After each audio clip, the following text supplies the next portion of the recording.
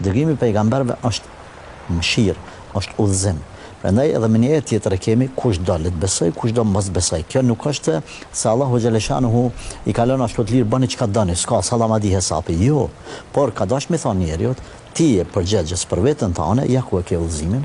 Ti kum dërgu pejgamber që ti mos më thon, o Zot, unë s'dita më udhëzu pse po më dënon, po në anën tjetër i ka thonë ti do të marrësh përgjegjësi për veprat të cilat i bën. Prandaj Allahu e ka lënë të lirë udhëzimin, por në fund ju ka treguar njerëzve se ai që pason këtë rrugë do ta ketë shpërblimin.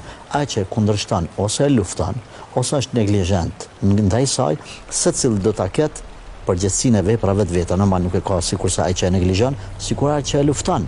Por gjithsesi secili do të ballafaqohet në ditë. Prandaj quhet dita e Kiametit, ose dita e gjykimit, për arsye se njerëzit do të dalin dhe do të gjykohen. Prandaj na themi nuk është imponim.